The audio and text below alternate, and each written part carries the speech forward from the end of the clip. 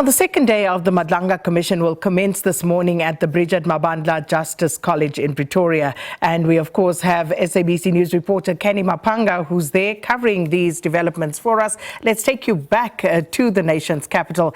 Canny, anticipating day two, already quite a bit to sink our teeth into from day one. But you do have a guest with you there. Let's take it back to you.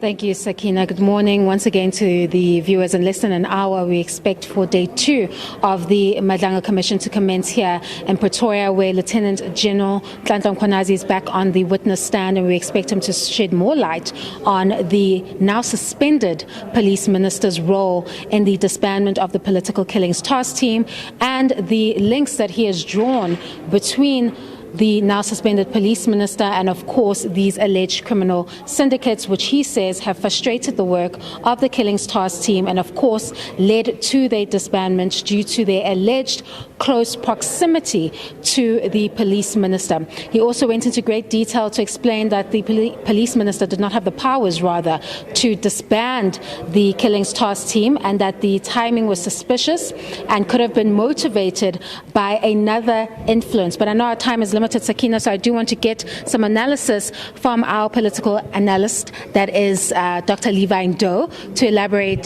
further on some of the shocking evidence that has been put forth already from day one of the Madlanga Commission, which paints quite a grim picture if it were true. Essentially, what the Lieutenant General is stating is that the police minister, or now suspended police minister, that is Senzo Mchunu, is directly linked to these alleged criminal syndicates, and it is because of the success rate of the Political Killings Task Team and in its arrest and moving into Gauteng, and of course getting the two accused there that are quite prominently involved allegedly in that syndicate, that led to the abrupt disbandment of that particular task team. Quite shocking, to get that Lieutenant Mkhwanazi appears to be very consistent with the statements that he made in July, and he's linking that to the suspended minister. And what worries most is that the political killings in KZN, which spread to other provinces, has frustrated a lot of citizens, and even worse, the family members and friends of those that have departed. But what I see happening is that, as indicated by Mkhwanazi himself, the collapse or the lack of cooperation and proper work of the police appears to have been happening on top. And is quite consistent in saying that even though he is the one who came out bold enough to talk about these issues, he was not the only person frustrated. So what I expect to get is to hear more of other people who appear to have been frustrated to come forward and explain themselves. What we're hearing from the Lieutenant General is that the now suspended police minister had just entered that role when he took that bold decision to disband the task team. Was that an overreach on the part of the minister? Was he now entering into the realm of operations instead of focusing on the mandate of policy for policing in South Africa? There has always been discussions about the overlapping roles of political heads and administrative heads. And politicians will always argue that they are the ones who have to go out and account to parliamentary committees, but indeed they do that with administrators.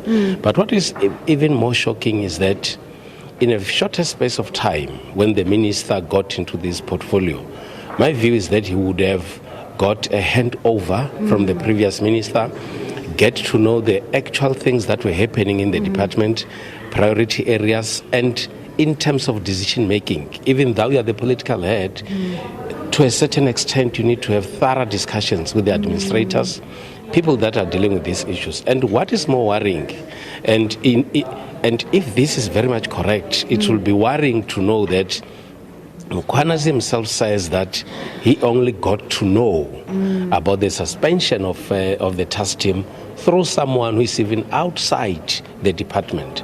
And that for me would be worrying, because even though you have to take decisions as a politician, there are areas where sufficient consultation has to be made so that you don't have to make mistakes similar to these ones. All right, thank you very much, Dr. Levy Ndou. Certainly, so much more to unpack with relation to the now suspended police minister's decision to disband the political killings task team. We expect at 9:30 this morning that Mkhwanazi will get back on the witness stand and continue to elaborate on this role that the now suspended police minister played in that particular decision, who may have influenced that decision, and the motive behind killing, or rather disbanding, this particular task team that was proving to be quite a success, even once it moved into the Gauteng province. Over to you in studio.